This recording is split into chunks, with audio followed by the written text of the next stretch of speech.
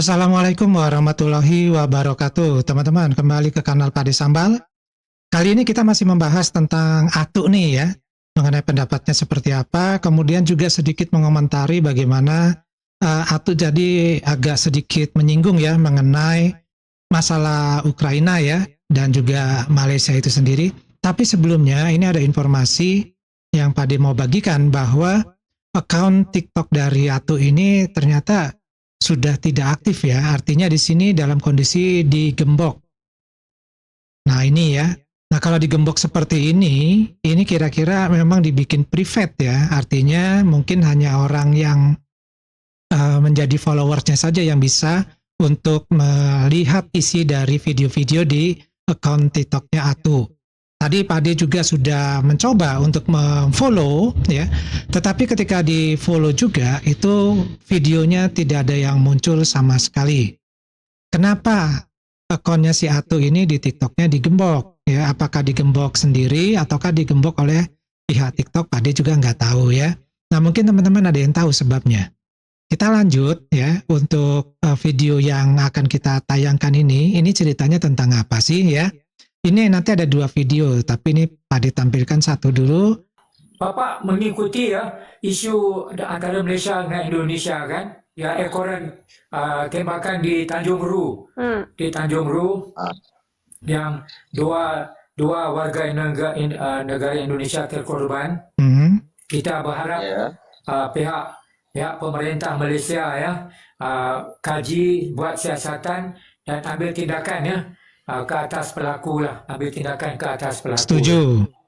Video saya itu sebagai menjawab video-video daripada Indonesia ya. Banyak TikToker yang buat video-video semasa peristiwa baling telur ke atas bangunan kedutaan Malaysia. Maka saya menjawab, itu sajalah. Bukan saya pula nak menyerang Indonesia, tak logik ya.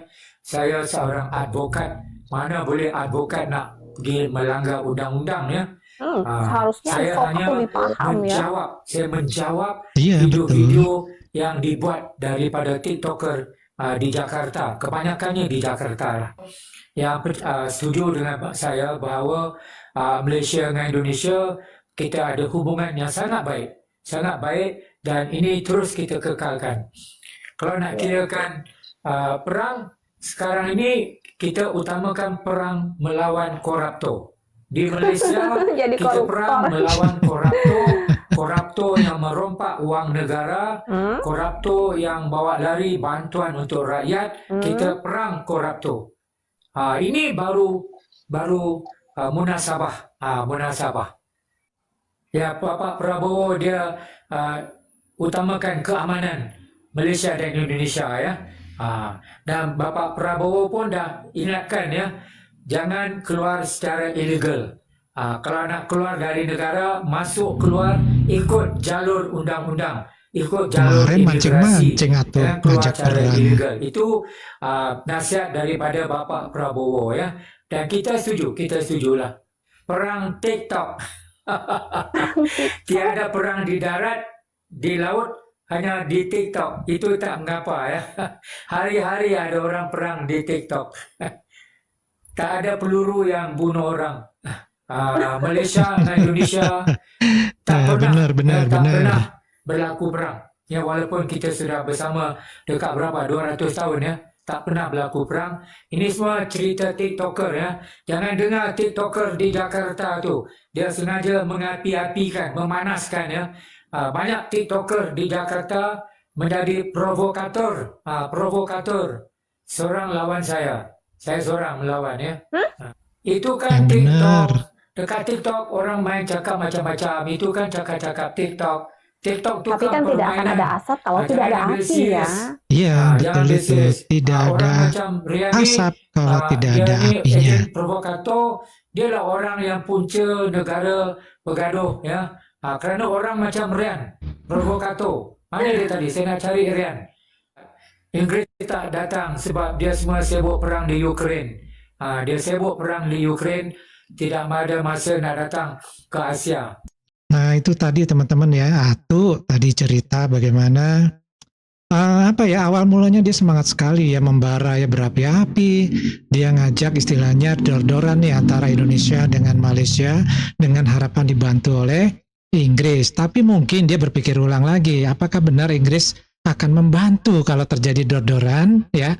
Nah, di yang lainnya tadi juga dikatakan bahwa ada akun yang miliknya orang Indonesia itu mengatakan bahwa nggak mungkin lah British ya bakal ngebantu Malaysia, orang dia Britishnya lagi sibuk di Ukraina.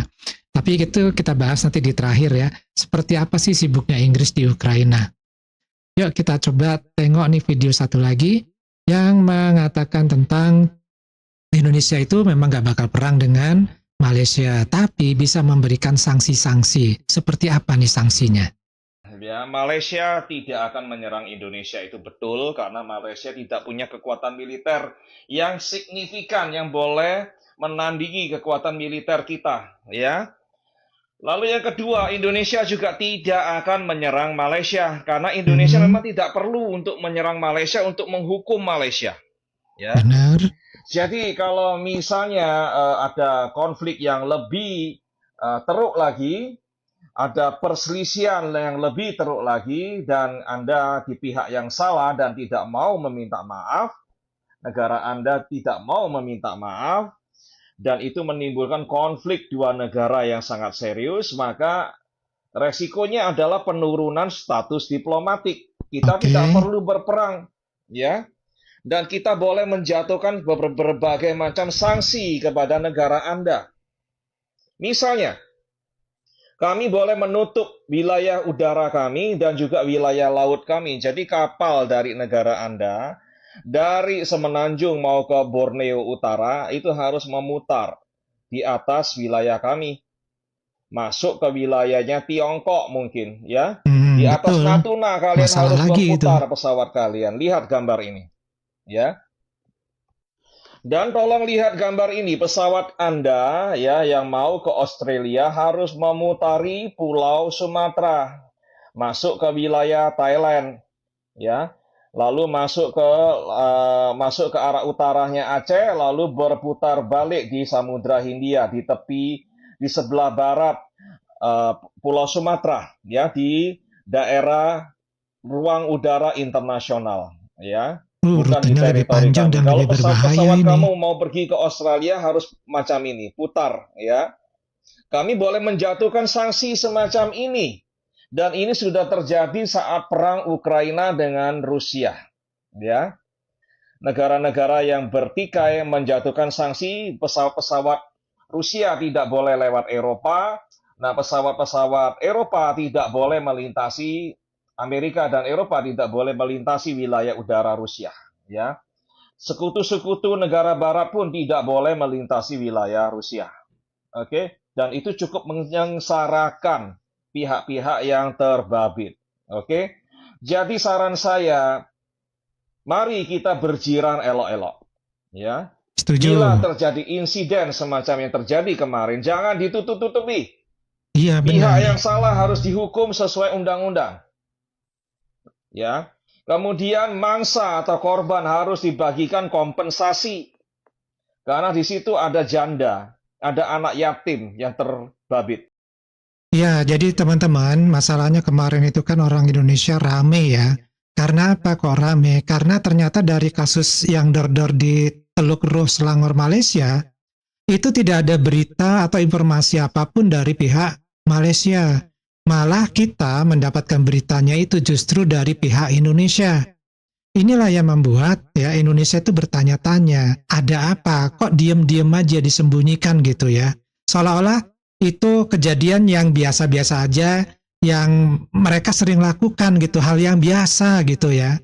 Tidak dianggap hal yang memang akan mengganggu gitu bagi negara tetangga mereka. Inilah yang menyebabkan Indonesia kemudian bereaksi. Nah, Atu ini berpikirnya malah kebalikan ya. Dia berpikir bahwa Indonesia ini melakukan aksi gitu. Padahal kita melakukan reaksi akibat dari apa yang terjadi. Jadi pola pikirnya itu yang harus dirubah. Nah, kemudian tadi juga menyinggung ada akun yang mungkin namanya kalau nggak salah Rian ya, yang berasal dari Indonesia.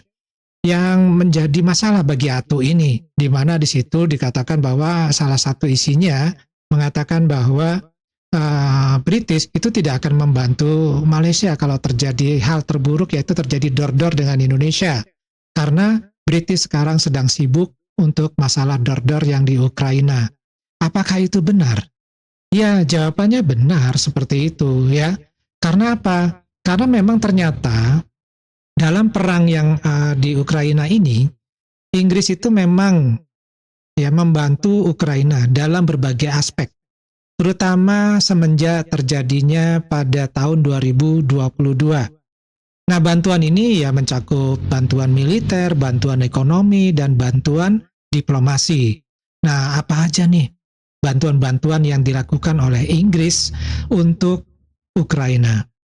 Di antaranya bantuan militer, yaitu pengiriman senjata. Inggris ini merupakan salah satu negara yang pertama ya mengirimkan rudal anti-tank NLAW ke Ukraina sebelum invasi dimulai. Nah, jadi sebelum adanya dor-dor, malah dia sudah duluan bantu gitu ya. Kemudian juga melakukan pelatihan militer, di mana Inggris melatih ya puluhan ribu tentara Ukraina melalui Operation Interflag. Kemudian juga melakukan pasokan kendaraan tempur, di mana Inggris mengirimkan tank Challenger 2, kemudian kendaraan lapis baja, dan juga rudal jarak jauh Storm Shadow.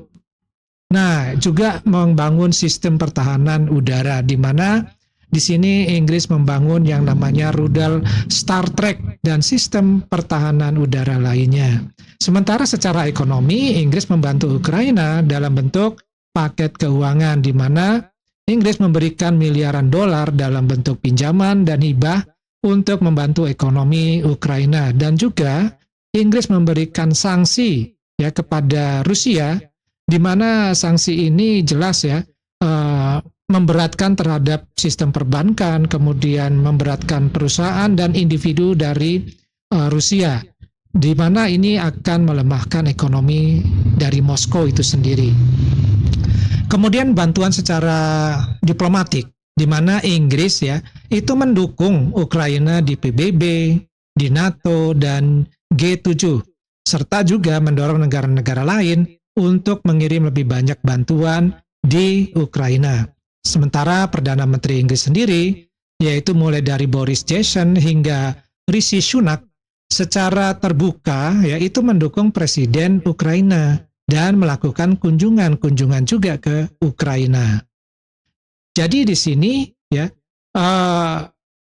apa sih kepentingannya si Inggris ini begitu banyak memberikan bantuan ke Ukraina? Ya, itu pasti ada alasannya. Apa aja alasannya? Ya, ini jelas ada konflik secara geopolitik ataupun ya juga yang secara stabilitas regional, di mana Ukraina ini sedang dor-dor ya dengan Rusia, yang merupakan ancaman besar bagi Eropa dan NATO. Sehingga Inggris ya memandang ini sebagai ancaman langsung terhadap keamanan global, sehingga memberikan bantuan secara besar-besaran. Sementara untuk ke Malaysia gimana? Nah, Malaysia ini kan negara yang stabil, tidak menghadapi ancaman militer besar, sehingga tidak membutuhkan bantuan militer dari Inggris seperti yang Inggris lakukan terhadap negara Ukraina.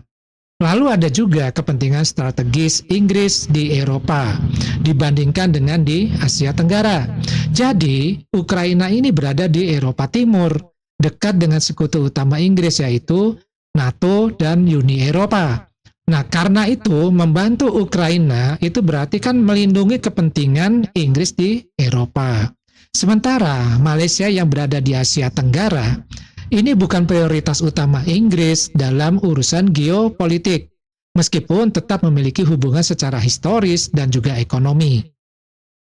Nah, di lain sisi, Inggris melihat Rusia itu adalah sebagai ancaman langsung, di mana yang dianggap ancaman langsung itu ya jelas ya, karena kita tahu sendiri Rusia ini adalah ancaman yang terbesar bagi Eropa dan juga NATO. Sehingga dukungan dari Ukraina itu adalah mendukung Ukraina itu adalah bagian cara yang strategis ya untuk melemahkan Rusia. Sebaliknya, Malaysia itu kan tidak menghadapi ancaman dari Rusia atau negara besar lainnya yang perlu diintervensi oleh Inggris. Kemudian juga masalah hubungan Inggris dan Malaysia itu kan lebih berbasis kepada ekonomi, bukan secara militer. Ya, walaupun ada kerjasama ya antara 5 negara, yaitu Inggris, Malaysia, Singapura, Selandia Baru, dan Australia, itu kerjasama pertahanan, tetapi lebih menitikberatkan dalam bentuk kerjasama secara diplomatik, ya, bukan secara militer. Nah, Inggris dan Malaysia ini kan memiliki hubungan ekonomi dan sejarah yang erat. Tetapi ini tidak dalam bentuk bantuan militer yang besar-besaran. Sementara itu kan Inggris, ya kenapa nih lebih fokus nih terhadap investasi, lalu perdagangan dan kerjasama pendidikan dengan Malaysia, bukan bantuan militer seperti yang dilakukan di Ukraina. Ya, karena kepentingannya adalah kepentingan secara ekonomi di Asia Tenggara. Jadi bisa disimpulkan bahwa Inggris itu lebih memilih ya membantu Ukraina dibandingkan dengan membantu Malaysia itu karena Ukraina itu berada dalam dor-dor yang besar melawan Rusia yang mengancam kepentingan Inggris di Eropa. Nah, sementara Malaysia itu adalah negara yang stabil dan tidak membutuhkan bantuan secara militer dari pihak Inggris. Kemudian juga Inggris lebih fokus pada hubungan ekonomi dengan Malaysia daripada bantuan militer ataupun politik. Nah, jadi jelas di sini ya, kenapa Inggris secara realistisnya itu lebih membantu Ukraina dibandingkan dengan Malaysia. Walaupun nanti mungkin Malaysia terjadi misalkan dor-doran ya dengan negara tetangganya. Nah, gimana teman-teman? Mudah-mudahan ini memberikan informasi yang berguna bagi kita semua dan juga bisa memahami tentang bagaimana pola-pola politik yang berlaku di negara-negara saat ini, di mana kepentingannya setiap negara itu tidak berbeda dengan kepentingan saat zaman kolonial dahulu, yaitu kepentingan secara ekonomi, ya menguasai ekonomi negara lain untuk kepentingan ekonomi dan kemajuan negara kolonial. Nah, dari Padi cukup dulu, kita ketemu di video-video yang lainnya. Wassalamualaikum warahmatullahi wabarakatuh. Salam.